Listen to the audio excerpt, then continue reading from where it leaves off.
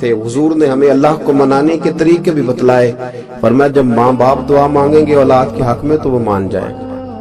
حضور علیہ السلام نے فرمایا جب مسافر دعا مانگے گا تو اللہ مان جائے گا۔ فرمایا میرے رسول کریم نے کہ جب بیمار دعا مانگے گا تو اللہ مان جائے گا۔ اور سید عالم علیہ السلام فرمانے لگے جب تمہارے ضعیف، کمزور، مجبور لوگ دعا مانگیں گے تو اللہ مان جائے گا۔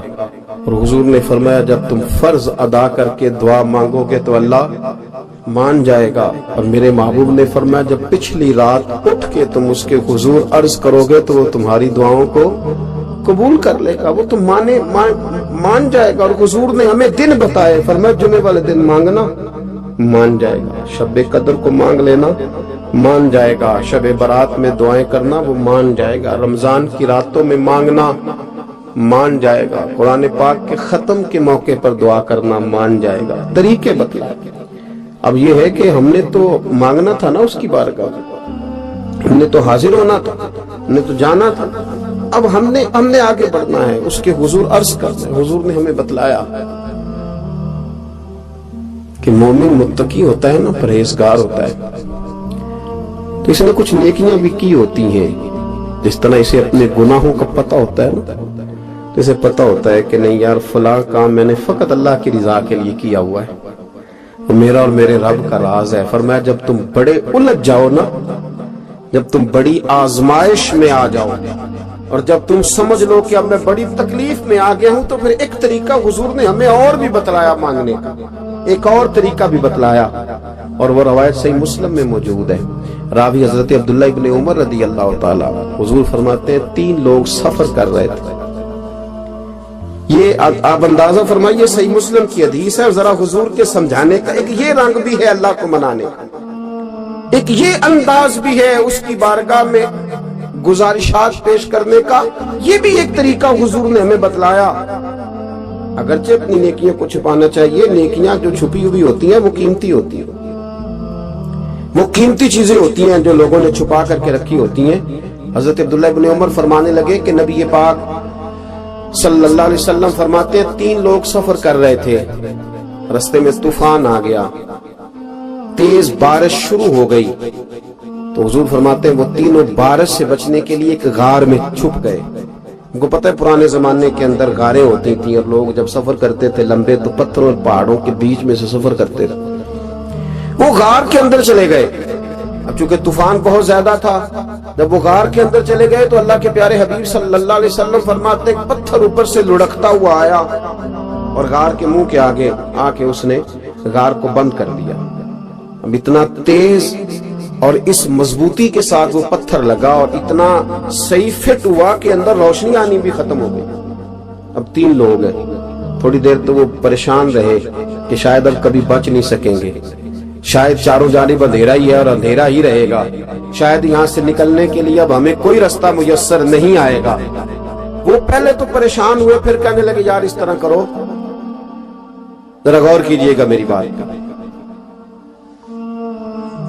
فرمایا اس طرح کرو، اگر کوئی زندگی میں نیکی کی ہے نا تو ذرا اس نیکی کو یاد تو کرو، اور یاد کر کے اس مالک کے حضور عرض تو کرو، وہ کریم ہے، کوئی آنکھوں شاید من جاوے تے گل کم تتڑی دا بن جاوے، عرض تو کرو۔ ان میں سے یہ آپ اندازہ فرمائیے یہ بات بیان کر رہا ہے، یہ مدینے والے رسول بیان کر رہے ہیں، یہ نبی پاک علیہ السلام نے بیان فرمایا، یہ وہ کہانی ہے جو ہمیں ہمارے نبی پاک نے سنائی، رسول کریم علیہ السلام نے ہمیں بتلائی، یہ داستان محبت۔ حضور فرمانے لگے ایک نے ان میں سے ہاتھ اٹھائے اور اس نے انداز کیا چھیڑا، عرض کرنے لگا اللہ تو جانتا ہے نا میں نے بکریاں رکھی ہیں، میں غریب ہوں، مزدور ہوں، اور مالک تو یہ بھی جانتا ہے کہ میرے بچے بھی ہیں، بیوی بھی ہے، اور میں جب بھی گھر لوٹا ہوں تو دودھ میں نے بچوں اور بیوی کو پہلے نہیں دیا، بوڑھے ماں باپ کو پہلے دیا۔ اللہ میں نے ان کے ساتھ ہمیشہ کرم کے بازو کھول کر معاملہ کیا، وہ غار میں تنہا بیٹھے ہیں اور اپنے مالک کو منا رہے ہیں۔ عرض کرتے ہیں اللہ تجھے یاد ہے نا ایک رات جب میں بڑی دیر سے لوٹا تھا، لکڑیاں کاٹتے، درخت تلاش کرتے، مجھے دیر ہو گئی، میں دیر سے لوٹا تھا، نیت یہ کر رکھی تھی کہ دودھ سب سے پہلے ماں باپ کو پلاؤں گا۔ مالک جب میں لوٹا تو وہ بوڑھے تھک کر کے سو گئے تھے۔ میری بیوی نے مجھے کہا کہ بچوں کو پلا دو، وہ سو گئے۔ تو میں نے کہا نہیں، میرے ذمے ہے ان بوڑھوں کے دل کو ٹھنڈا کرنا، ان سے پیار کرنا۔ اللہ بیوی مانگتی رہی، بچے طلب کرتے رہے، میری ٹانگوں میں گھومتے رہے، بار بار آتے رہے، اور میں نے دودھ نہیں پلایا۔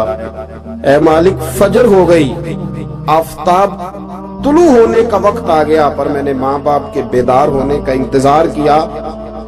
اے اللہ، وہ جب اٹھے تو ان کی آنکھوں میں جو میرے لیے دعا تھی اور ان کے سینوں میں جو میرے لیے کرم تھا، اگر تیری بارگاہ میں وہ نیکی قبول ہے تو مالک پھر رحم فرما، نہ اس مشکل سے آسانی عطا فرما۔ سنو سنو، رسول کریم صلی اللہ علیہ وسلم فرماتے ہیں کہ اس بندے کی دعا مکمل ہوئی تو پتھر تھوڑا سا سرک گیا، اور اتنا سرکا کہ آسمان نظر آنے لگا۔ جس نے ماں باپ کو منایا ہے، ان سے پیار کیا ہے، پھر یہی بات وسیلہ بن جائے گی رب کے ماننے کا، پھر یہ وسیلہ بنے گی، اللہ اس سے مان جائے گا۔ پھر رسول کریم صلی اللہ علیہ وسلم فرمانے لگے، دوسرا بولا اور عرض کرنے لگا کہ اے اللہ، تو جانتا ہے مجھے اپنے چچا کی بیٹی بھانے لگی تھی، میں اس کی طرف رغبت کرنے لگا تھا، اور میں نے جب اس سے جا کے ارادہ کیا کہ میں تیرا طالب ہوں، تو اس نے مجھے کہا کہ پہلے 100 دینار لاؤ بانا۔ تو اللہ، میں نے مشقت کر کے 100 دینار جمع کیے، اور جب میں پوری طرح اس پر حاوی ہو گیا، وہ میرے قبضے میں آ گئی اور گناہ کا میں نے ارادہ کر لیا، تو اس عورت کے منہ سے ایک جملہ نکلا کہ اللہ سے ڈر۔ اے مالک، وہ میرے قبضے میں تھی، اے اللہ، میں گناہ پر قادر تھا، میں چاہتا تو گناہ کر لیتا، لیکن جب اس نے تیرا نام لے کے کہا نا کہ اللہ سے ڈر، اللہ میں ڈر گیا، میں اسے چھوڑ کے آ گیا۔ اگر تجھے یہ بات پسند ہے تو پھر نکال دینا اس مشکل سے، پھر کر دینا کرم۔ اللہ، میری بھی تو چڑھتی جوانی تھی نا، میں بھی تو سب کچھ کر سکتا تھا، پر تیرے لیے، تیری خاطر میں لذت گناہ سے باز رہا، تو اللہ تو رحمت فرما دے۔ حضور فرماتے ہیں اس کی دعا مکمل ہوئی تھی کہ پتھر تھوڑا اور سرک گیا۔ پھر تیسرا بولا، اور اس نے بول کے کہا، اللہ، ایک مزدور کو، ایک دیہڑی دار کو، ایک غریب کو میں نے کام پہ رکھا ہوا تھا، یہ تیرا اور میرا راز ہے اللہ۔ وہ مزدور، وہ دیہڑی دار میرے پاس کام پہ لگا تھا، کچھ چاول میں نے اس کی اجرت مقرر کر دی کہ تو کام مکمل کرے گا تو میں تجھے دوں گا۔ اور جب اجرت لینے کا وقت آیا تو وہ بگڑ کر ناراض ہو کر چلا گیا، میں اسے ڈھونڈتا رہا، وہ مجھے ملا نہیں۔ میں نے اس کے چاولوں کی قیمت کاروبار میں انویسٹ کر دی، اس کا تھوڑا سا سرمایہ، پر میں نے کھایا نہیں۔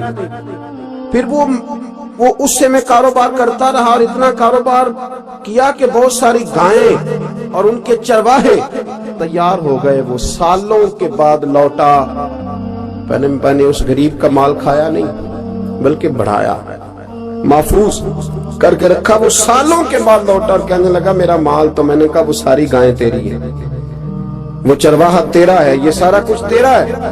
کہنے لگا تو مجھ سے مذاق کرتا ہے، میں غریب کہاں اور گاؤں اتنی بڑی گائیں کہاں، تو مذاق کرتا ہے۔ تو میں نے کہا مذاق نہیں، میں نے اپنے رب سے ڈر کے تیرے مال کی حفاظت کی، یہ تیرا ہے۔ اے اللہ، میں کھا بھی تو سکتا تھا نا، پر تجھ سے ڈر کر میں نے وہ سارا محفوظ رکھا۔ اللہ، اگر تجھے میری یہ ادا پسند ہے تو پھر آج مان جانا، آج راضی ہو جا۔ اللہ کے رسول فرماتے ہیں اس کی دعا مکمل ہوئی تھی کہ پتھر لڑکا اور ان کے لیے رستہ بن گیا۔ وہ باہر آ گئے تو حضور نے ہمیں بتلایا کہ وہ تمہاری نیکیاں جو چھپی ہوئی ہیں، وہ تمہاری نیکیاں جو تم نے خالص اللہ کی رضا کے لیے کی ہیں، ان نیکیوں، ان اعمال کا وسیلہ بھی تمہارے رب کے ماننے کا ذریعہ بن جائے گا۔ تو میرے عزیز، ایک اور بات جو اللہ کو منانے کے لیے ہمیں ہمارے پیارے رسول صلی اللہ تعالی علیہ وسلم نے بتلائی کہ جب انسان بہت زیادہ عاجزی کرتا ہے نا، بہت زیادہ عاجزی، تو پھر بھی اللہ مان جاتا ہے۔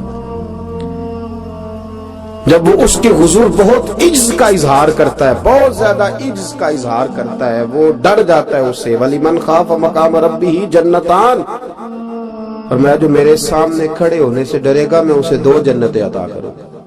حضرت بابا فرید الدین مسعود گنج شکر بابا صاحب رحمت اللہ علیہ فرماتے ہیں کہ ایک نیک نوجوان تھا، دن کو روزہ رکھتا، رات کو نماز پڑھتا، پر اللہ سے ڈرتا پھر بھی بہت ہی زیادہ تھا، بڑا ہی ڈرتا تھا۔ موت کا وقت آیا تو ماں ہی تھی بس اس کی، تو ماں سے کہنے لگا اماں میری ماں ہے، میرے ساتھ 3 وعدے تو کر۔ اس نے کہا پتر تو بتا، آخری ہجکی لے رہا ہے اور اس غریبنی ماں سے تو وعدہ لے رہا ہے، بتا کیا وعدہ؟ تو عرض کرنے لگا اماں جب میں مر جاؤں نا تو میرے گلے میں رسی ڈال کے تو مجھے گھمانا گھر کے صحن میں، اور لوگوں کو کہنا جو رب کی نافرمانی کرے اس کا یہی حال ہے۔ یہ اعلان کرنا جو اللہ کے نافرمان ہوں ان کا یہی اشر کیا جانا چاہیے۔ اور اماں پھر دوسرا وعدہ کر، میرا رات کو جنازہ اٹھایا جائے، میں نہیں چاہتا کہ کسی کے منہ سے یہ لفظ نکل جائے کہ وہ دیکھو اللہ کا نافرمان جا رہا ہے، رات کو میرا جنازہ اٹھانا۔ اور اماں تیسرا میرے ساتھ وعدہ کر کہ لوگ مجھے دفن کر کے آ جائیں گے تو میری قبر پہ چلی جائے گی، عمل میرے پاس کوئی نہیں، پر مجھے لگتا ہے ماں کے قدموں کی برکت سے عرش کا مالک بھی رحم فرمائے گا۔ اماں تو وعدہ کر کہ میرے ساتھ وعدہ کر۔